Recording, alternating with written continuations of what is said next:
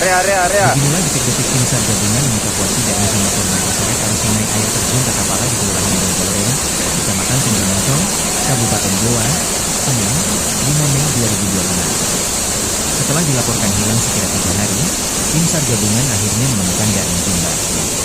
Kakek 70 tahun itu ditemukan dalam kondisi meninggal dunia.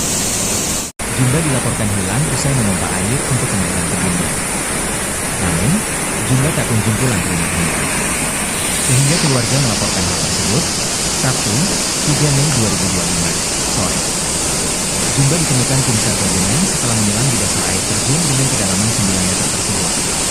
Kepala Kantor Pencarian dan Pertolongan Kelas A Makassar Muhammad Arif Anwar mengatakan, korban bernama Daeng Jumba ditemukan meninggal dunia di kedalaman 9 meter setelah tim SAR gabungan melakukan penyelaman.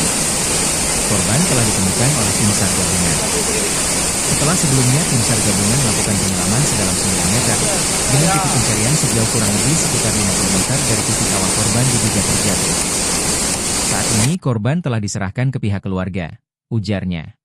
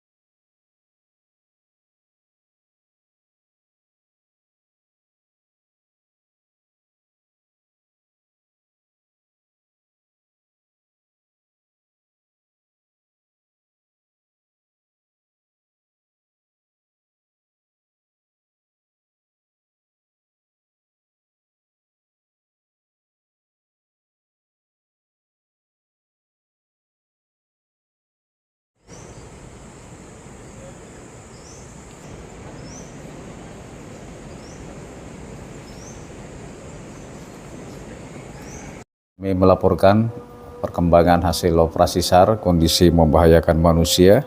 1 orang terseret arus sungai di Pamolongan, lingkungan Biroro, Kecamatan Tinggi Moncong, Kabupaten Goa, Provinsi Sulawesi Selatan.